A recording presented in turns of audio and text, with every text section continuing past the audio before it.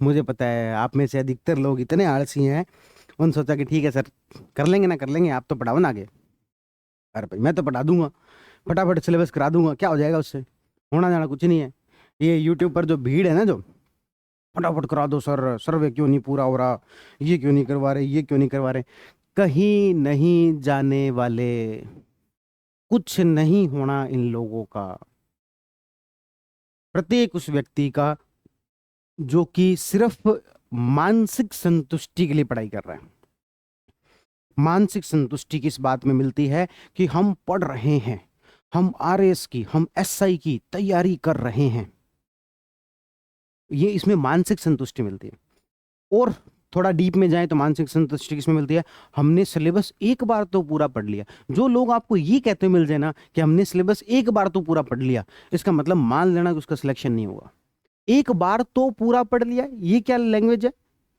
एक बार तो पूरा पढ़ लिया का मतलब है कि उसने सिर्फ पढ़ाई ये याद नहीं किया, इसलिए वो डिफेंसिव हो रहा है, कह रहा है एक बार तो पूरा पढ़ लिया। काहे का एक बार पूरा पढ़ लिया? पहली बार में ऐसा पढ़ो कि भाई उसको छप जाए दिमाग के अंदर। हाँ वो एक बार ठीक है, अभी 2-3 महीने बाद में आप उसको भूल जाते हो, पर दोबारा रिवाइज हो जाएगा। लेकिन जिस समय में पढ़ो, आज ही मैंने कोई सब्जेक्ट खत्म किया है, पिछले 15 दिन से मैं कोई एक सब्जेक्ट पढ़ रहा था और मैं आज सब्जेक्ट खत्म किया, और आज मुझसे कोई पूछे कि हाँ भी पढ़ लिया, और मैं कहूँ एक बार तो पढ़ लिया, क्या एक बार पढ़ लिया? 15 दिन के 20 दिन ले लेता। पर 20 दिन पढ़ने के बाद जिस दिन आपका सब्जेक्ट खत्म हो, उस दिन ऐसा कॉन्फिडेंस होना चाहिए कि भाई साहब राजस्थान इकोनॉमी में से 15 क्वेश्चन आते हैं, कितने टफ पेपर बना ले, 12-13 तो 100% सही होंगे ही होंगे, लिखित में दे रहा हूं। जिस दिन ये कॉन्फिडेंस आया ना एक सब्जेक्ट के बारे में, तो आप मान लेना आपका सिलेक्शन हो जाएगा। क्योंकि एक सब्जेक्ट में आपको ये कॉन्फिडेंस आ गया, इसका मतलब वो सब्जेक्ट पढ़ने का आपको तरीका आ गया, और वो सब्जेक्ट पढ़ने का तरीका आ गया तो वो सभी सब्जेक्ट्स के अंदर जो रेप्लिकेट हो जाएगा। और यदि किसी एक सब्जेक्ट में भी आपको ऐसा कॉन्फिडेंस नहीं आ रहा, इसका मतलब आपको अभी तक पढ़ने का तरीका नहीं आया। किसी भी एक सब्जेक्ट के अंदर आपको यदि ये कॉन्फिडेंस आ जाए ना कि इस सब्जेक्ट में कितने क्वेश्चन आ जाए, कितने टफ क्वेश्चन आ जाए, मेरे 70-80-90% तक क्वेश्चन सही होंगे, तब समझ लेना आपको पढ़ने का तरीका भी आ गया। अदरवाइज ये भीड़ जो है पढ़ती है लेकिन याद नहीं करती है।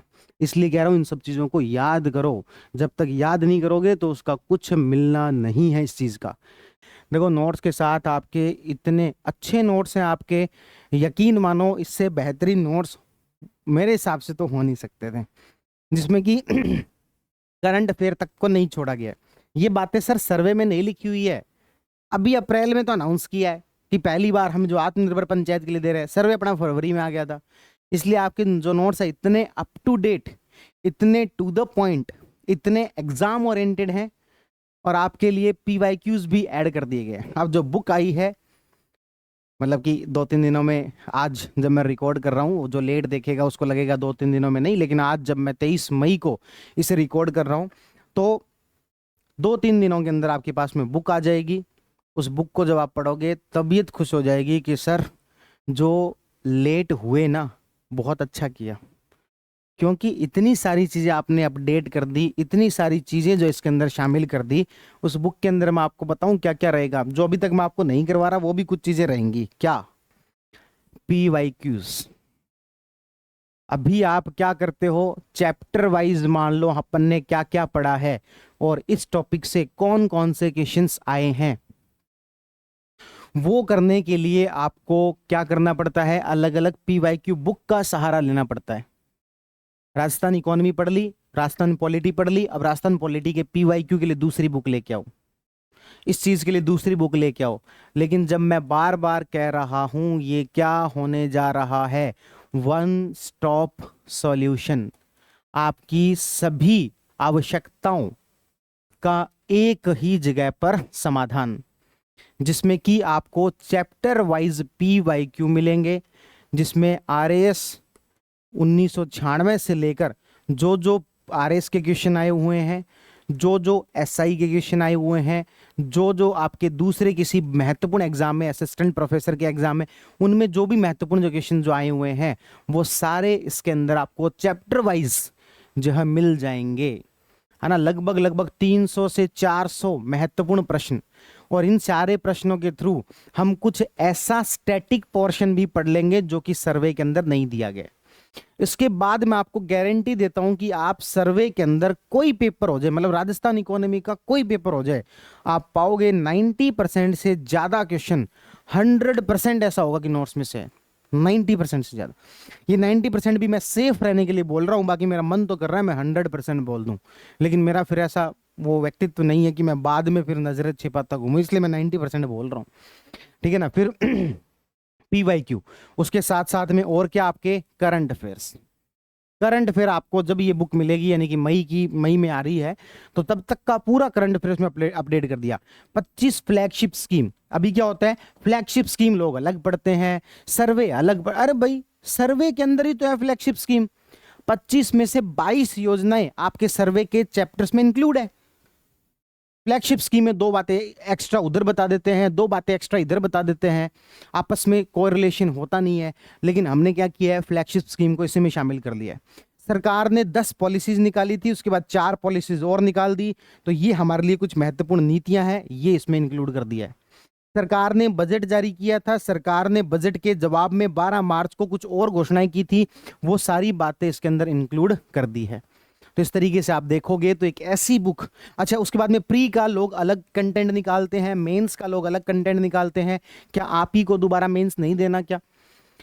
मतलब आप में जो कुछ लोग कह सकते हैं कि मेंस तो हमने ये वाला तो हमने दे लिया, या फिर बुक लेट हो गई, कोई बात नहीं, आपका एक पढ़ने की अप्रोच तो बनती है, ये तो पता लगता है कि मेंस में क्या पढ़ते हैं, कैसे पढ़ते हैं, और ये वाले मेंस वाला को तो मैंने नोट्स वैसे भी दे ही दिए, ठीक है ना। तो इस तरीके से प्री प्लस मेंस का समाधान भी इसमें है, ऑब्जेक्टिव प्लस सब्जेक्टिव का समाधान भी इसमें है, चैप्टर वाइज PYQs भी इसमें है, फ्लैगशिप स्कीम भी इसमें है, सारी चीजें जो इसके अंदर शामिल आपके कर दी गई है। एक ऐसी बेहतरीन जो बुक आपको मिलने जा रही है। एक छोटी सी रिक्वेस्ट मान लो, हालांकि मैं सामान्यतः ऐसे रिक्वेस्ट करता नहीं हूँ, एक छोटी सी रिक्वेस्ट मान लो कि भाई हम जो वो आपको ऐप पर सारी फ्री क्लासेस दे रहे हैं, उसका एक कारण ये भी है कि आपको ऐड उसमें ना देखनी पड़े। हालांकि एक फ़ायदा ये भी है कि आप हमारी ऐप डाउनलोड कर लेते हो, ऐप पर आ जाते हो, हम आपको नोटिफिकेशन वगैरह भेज सकते हैं, है ना। कुछ बैचेस के अंदर ये क्लासेस फ्री भी हैं, सर्वे वाली। तो मैं आपको क्या कह रहा था, हाँ तो भाई आप ऐप पर तो देख ही लेते हो, लेकिन आप यूट्यूब पर अच्छी कुछ वीडियोस हों तो उसके कुछ कमेंट कर दिया करो, या फिर आपको कुछ उसमें डाउट लगता है, कुछ पूछना है, तो यूट्यूब के कमेंट के थ्रू आप जो पूछ सकते हो। पर्टिकुलर आप मुझसे वैसे कभी जुड़ सकते हो, आप पूछ सकते हैं, बात कर सकते हैं जब भी लाइव हो, लेकिन जब लाइव नहीं है और आपको किसी वीडियो से रिलेटेड कुछ बात मुझसे पूछनी है, तो आपके पास एक ऑप्शन ये भी है, 2-4 दिन लेट सही, लेकिन अपन इसको यूट्यूब पर भी डालते हैं, वो हमारी मार्केटिंग एक तरीका है, भी हम यूट्यूब पर भी चीज़ें जो है वो लोगों तक पहुंचाएं, उससे लोग जो है हमसे जुड़े, लोगों की मदद भी हो। और क्योंकि सर्वे जो है वो शुरुआत में अपन ने जो है उसको पढ़ाना शुरू किया, जिस तरीके से ट्रेडिशनली पहले कभी सर्वे पढ़ाया नहीं जाता था, मतलब आज से 5 साल पहले वाले आप किसी स्टूडेंट से बात करोगे तो वो आपको ठीक तरीके से बता पाएगा कि ये सर्वे और सर्वे के अंदर अपना क्या योगदान है, कि सर्वे जो है वो पढ़ाना शुरू किया। तो जब वो जो चीज़ आपकी USP है उसको आप यूट्यूब पर सब लोगों तक पहुँचाओ, ये हमारी कर्तव्य, हमारी जिम्मेदारी बनती है, तो हम जिम्मेदारी के तहत वो चीज़ें पहुँचा रहे हैं। लेकिन आपको कुछ पूछना हो, कुछ बताना हो, कुछ आपको फीडबैक देने हो, कुछ ट्रिक अच्छी लगी हो, है ना, तो वो सारी चीज़ें आप हमें यूट्यूब के थ्रू बताया करें, क्योंकि जब वो आप बताते हैं तो हमारा मोटिवेशन बढ़ता है, हमें और अच्छी, जैसे मान लो ट्रिक वगैरह तैयार करना, इन सब के अंदर हमें और मोटिवेशन मिलता है कि ये सारी चीज़ें तैयार करके हम आए, ठीक है ना। चलिए, बहुत बहुत धन्यवाद, थैंक यू, मिलते हैं अगली क्लास में, आप सभी का शुक्रिया।